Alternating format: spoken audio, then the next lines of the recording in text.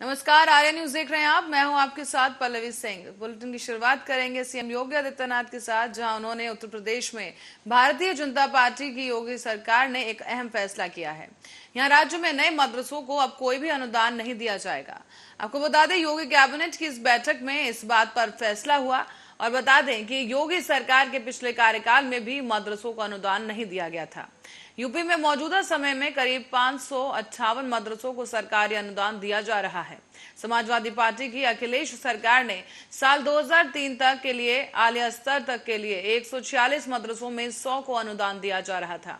हालांकि साल 2017 में आई योगी सरकार ने जब जांच की तो कई मदरसे मानक पर खरे नहीं उतरे, जिसकी वजह से ये फैसला लिया गया है। और अब इससे पहले बीते महीने योगी आदित्यनाथ सरकार ने आधुनिक मदरसा योजना के तहत राज्य के मदरसों की जांच के निर्देश दिए थे। इससे पहले उत्तर प्रदेश सरकार ने मदरसा शिक्षकों के लिए प्रशिक्षण आयोजित करने का भी फैसला लिया था, ताकि उनके शिक्षण के ऑनलाइन मोड में कुशल बनाया जा सके। उत्तर प्रदेश में मदरसा आधुनिकीकरण योजना से जुड़े करीब 7,000 से ज्यादा मदरसे हैं।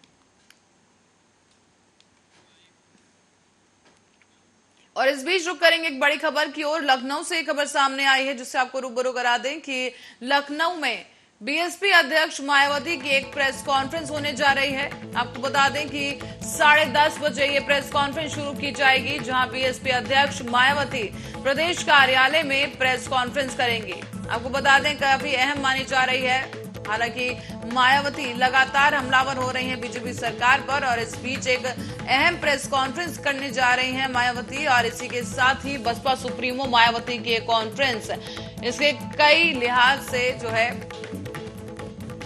कई अनुदान लगाए जा रहे हैं, और इसी के साथ ही कई ज्यादा आशंका लगाई जा रही है प्रेस कॉन्फ्रेंस को लेकर। क्या कुछ अहम घोषणाएं की जा सकती हैं, वो देखने वाली बात होगी। लेकिन फिलहाल आपको बताते चलें कि 10:30 बजे एक प्रेस कॉन्फ्रेंस करने जा रही हैं बसपा सुप्रीमो मायावती। और सपा के महानगर अध्यक्ष शमीम खान सुल्तानी पर एक दिव्यांग ने मकान दुकान पर कब्जा करने का आरोप लगा दिया।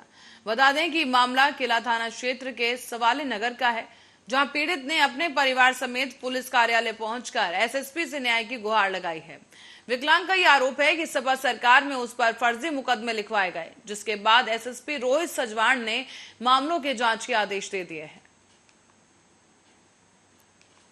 ये वादी अशरफ के द्वारा उपस्थित होकर एक प्रार्थना पत्र दिया गया है, जिसमें बताया गया कि उनकी दुकान और मकान पर जो ये शमीम है सुल्तानी, उनके द्वारा कुछ सालों से कब्जा किया गया है और उनके पास कोई आदेश भी वो दिखा रहे थे। तो मेरे द्वारा ये जो जांच है पूरी क्षेत्राधिकारी द्वितीय को भेज दी गई है, और जांच में जो भी तथ्य प्रकाश में आएंगे उसके आधार पर अगर विधिक कार्रवाई या जो भी कार्रवाई होगी उसके आधार पर की। हमारी जगह है रोड पर सवाली नगर में, इसमें सापा सरकार के टाइम में उसके ऊपर सापा के जो भूमाफिया हैं उन्होंने हमसे कहा कि एक प्लॉट आप हमें दे दो और 1 लाख आप ले लो। जब हमने उनसे मना किया तो उन्होंने हमारे पर झूठे मुकदमे करा दिए।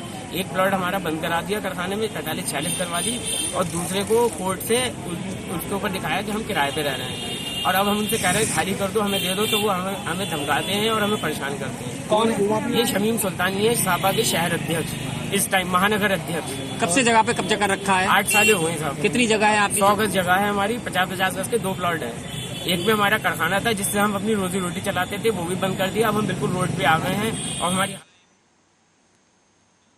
और बढ़ेंगे अगली खबर की ओर। सीएम के निर्देश पर मिशन शक्ति के तहत अब प्रदेश भर में प्रशिक्षण कार्यक्रम आयोजित किए जा रहे हैं। इसी कड़ी में आज बरेली में महिला बीट प्रशिक्षण कार्यशाला का शुभारंभ किया गया, जहां कार्यक्रम के दौरान महिला पुलिस कर्मियों को एडीजी जोन राजकुमार ने बीट बुक बांटी है। उन्होंने ये भी कहा कि महिला बीट मिशन शक्ति के तहत गांव-गांव जाकर महिलाओं की समस्याएं सुनेंगी महिला आरक्षी। और इस दौरान इस कार्यक्रम में IG range, SSP, SP city, SP ग्रामीण और एसपी क्राइम भी मौजूद रहे। मिशन शक्ति के तहत आज एक दिन का हम लोग ने ट्रेनिंग कार्यक्रम आयोजित कराया है। जो बरेली जनपद की महिला पुलिसकर्मी हैं, जो महिला बीट में जिनको कार्य करना है, उन सब की आज एक दिवसीय कार्यशाला आयोजित करा करके उनको ट्रेनिंग दी जा रही है, जिसमें उनको किस प्रकार से अपने महिला बीट में कार्रवाई करनी है, जो विभिन्न प्रकार की केंद्र सरकार और राज्य सरकार की जो वेलफेयर स्कीम्स योजनाएं हैं उनको महिलाओं के बारे में बताना है। उसके बारे में भी सभी हमारी महिला पुलिसकर्मियों को ब्रीफ किया जाएगा। इसी के साथ साथ जो साइबर हेल्प डेस्क प्रत्येक थाने पर है। उनमें जब जनता का व्यक्ति आता है, कोई साइबर क्राइम को लेकर के शिकायत लेके आता है, तो उसमें किस तरह से उनको रिस्पॉन्ड करना है। और रायबरेली जिले के सरैनी थाना क्षेत्र में स्थित पूरे लालू रासी गांव में उस समय हड़कंप मच गया जब मंगलवार की शाम को संदिग्ध परिस्थितियों में एक विवाहिता का शव मिला है। इससे मृतक के परिजनों में कोहराम मच गया है। तो वहीं ग्रामीणों ने यह बताया कि मृतका महिला की 2 साल पहले ही शादी हुई थी। मृतका का 5 महीने का बच्चा भी है। और मौके पर पहुंचे सीओ महिपाल पाठक ने बताया कि शव को फिलहाल पोस्टमार्टम के लिए भेज दिया गया है और इस मामले की हर पहलू से जांच की जा रही है। थोड़ा जोर से बताओ, लोग सुना नहीं पाए। जब पूछी फिर से बताओ। क्या नाम है आपका? कहाँ रहती हैं आप? अच्छा, क्या घटना हुई है? फांसी लगाने। कौन लगाया? नंद जेठानी। किसको लगाई फांसी? प्रतिमा। प्रतिमा कौन है आपकी? हमारी बिटिया। अच्छा, आपकी बिटिया है तो फांसी लगा दी? अच्छा, क्या कोई बात थी क्या? लड़ाई करती रही तो फोन करती रही कि हमारे जेठानी। कौन लड़ाई करता था? नंद। अच्छा, तो ये हत्या की गई, इनकी हत्या की गई। हाँ, फांसी लगा पौधा देंगे। हमारी बहन का राशि गाँव हमारी बहन ही है। ये पूरे लालू राशि गांव में प्रतिमा वाइफ ऑफ श्री प्रकाश, जिन्हें आज फांसी लगा ली है, जिसके संबंध में उनके पारिवारिक लोगों द्वारा तहरीर दी जा रही है। पुलिस मामलों पोस्टमार्टम के लिए पंचायतनामा भर करके आवश्यक कार्रवाई कर रही है। सर, हत्या या आत्महत्या ही है? अब यह कहना अभी संभव नहीं है। जिस तरह से तहरीर मिल रही है वही पंचायतनामा होगा। पीएम होने के बाद जो भी रिपोर्ट।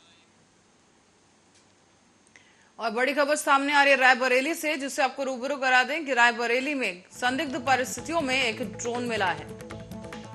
साथ ही आपको बता दें कि युवक का एक शव मिला है और युवक का शव मिलने से क्षेत्र में हड़कंप मच गया है। मृतक युवक का शव काफी पुराना भी बताया जा रहा है और मृतक युवक की अभी तक कोई शिनाख्त नहीं हो पाई है। फिलहाल मौके पर पहुंची पुलिस ने इस शव को कब्जे में लेकर पोस्टमार्टम के लिए भेज दिया है। शिवगढ़ थाना क्षेत्र के दहाईगवा गांव की ये पूरी घटना बताई जा रही है, जहां पर एक मृतक का शव बरामद हुआ है और इसकी शिनाख्त फिलहाल नहीं हो पाई है, लेकिन पुलिस ने शव को कब्जे में लेकर पोस्टमार्टम के लिए भेज दिया है और आगे की कार्रवाई की जा रही है। शव की शिनाख्त के लिए आसपास के लोगों से पूछताछ भी की जा रही है। आपको बता दें कि शिवगढ़ थाना क्षेत्र के दहेगवा गांव की ये पूरी घटना है, जहां पर एक शव बरामद हुआ संदिग्ध परिस्थितियों में और स्थानीय लोगों ने पुलिस को शव की सूचना दी, जिसके बाद मौके पर पहुंची पुलिस ने शव को पोस्टमार्टम के लिए भेज दिया है। शुरुआती जांच में सामने आ रहा है कि ये शव काफी पुराना है और एक ट्रेन में ये शव मिला है युवक का, जिसकी शिनाख्त फिलहाल की जा रही है और आसपास के लोगों से पूछताछ करने में पुलिस जुट गई है। युवक का शव मिलने से फिलहाल क्षेत्र में हड़कंप।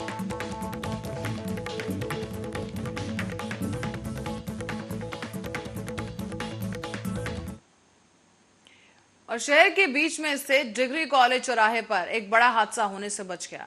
आपको बता दें कि मामला है रात का, जहां पर बिजली के शॉर्ट सर्किट होने की वजह से अचानक से एक पशु चिकित्सालय की छत पर अचानक आग लग गई। लोगों के मुताबिक शॉर्ट सर्किट होने के बाद इस छत के ऊपर जमा हुए कचरे ने आग पकड़ ली, जिसकी वजह से आसपास में हड़कंप मच गया है।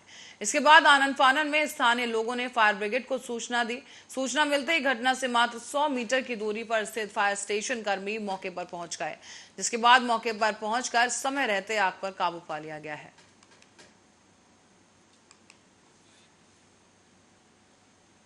अब बढ़ेंगे अगली खबर की ओर। यहाँ शहर में दूसरे दिन भी अब बच्चों की किलकारी से एम्बुलेंस गूंज उठी। प्रसव के लिए घर से अस्पताल ले जाते समय एक प्रसूता ने एम्बुलेंस में ही सुरक्षित बच्चे को जन्म दिया है। इस प्रसव के बाद एम्बुलेंस स्टाफ ने जच्चा और बच्चा दोनों को सुरक्षित अस्पताल पहुंचाकर अस्पताल में भर्ती कराया है। गौरतलब है कि शिवगढ़ थाना क्षेत्र के अंतर्गत खुशीहाल खेड़ा मजरे उचौरी की रहने वाली एक प्रसूता रेखा पत्नी जगदीश को प्रसव की पीड़ा शुरू हुई तो घर वालों ने एम्बुलेंस को बुलवाया, जिसके बाद सूचना पर आनन फानन में प्रसूता के घर पर पहुंची एम्बुलेंस से प्रसूता को नजदीकी अस्पताल और सामुदायिक स्वास्थ्य केंद्र बछरवा के लिए लेकर जाया जा रहा था, लेकिन तभी रास्ते में ही प्रसूता का प्रसव पीड़ा और तेज हो गई, जिसके बाद हालातों को देखते हुए 102 के ईएमटी अनवर अली और पायलट जय हिंद तिवारी आशा रीता सिंह ने साझेदारी के साथ काम लेते हुए एम्बुलेंस में ही सुरक्षित प्रसव करवाया। एम्बुलेंस में बच्चे का जन्म होते ही बच्चे की किलकारी से ये एम्बुलेंस गूंज उठी है। फिलहाल जच्चा और बच्चा दोनों ही बिल्कुल स्वस्थ बताए जा रहे हैं।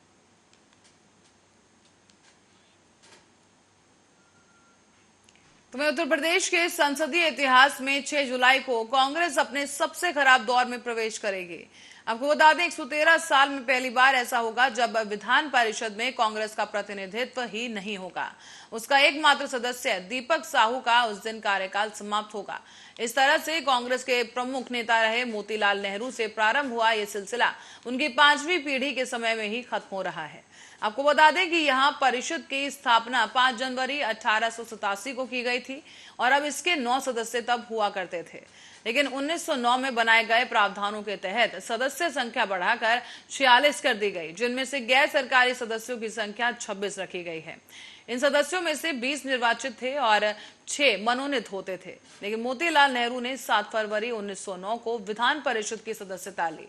उन्हें विधान परिषद में कांग्रेस का पहला सदस्य माना जाता है। हालांकि 1920 में कांग्रेस की सरकार के साथ असहयोग की नीति के तहत उन्होंने सदस्यता त्याग दी थी। तब यूपी को संयुक्त प्रांत के नाम से जाना जाता था।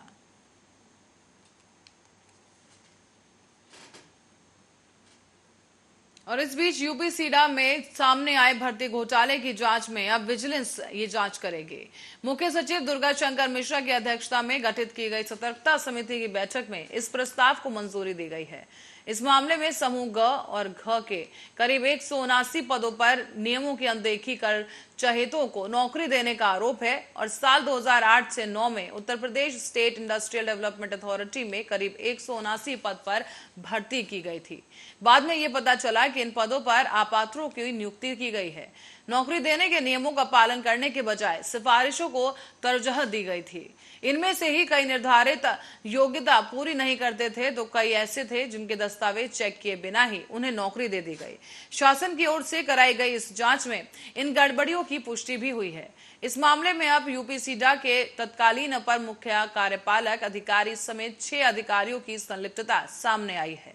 साथ ही ईसीओ के अलावा बाकी आरोपी अधिकारी महाप्रबंधक और सहायक महाप्रबंधक स्तर के हैं। बताया जा रहा है कि पिछले दिनों औद्योगिक विकास विभाग ने इन तमाम गड़बड़ियों की जांच विजिलेंस से कराने की संस्तुति की थी।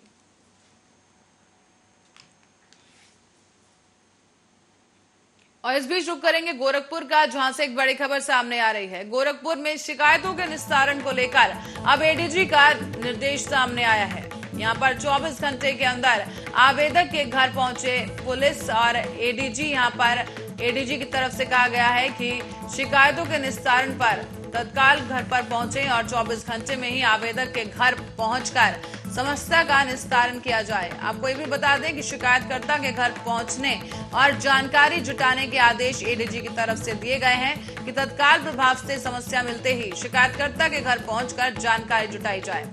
साथ ही एक प्रति हल्का दारोगा और थानेदार भी भेजा जाए।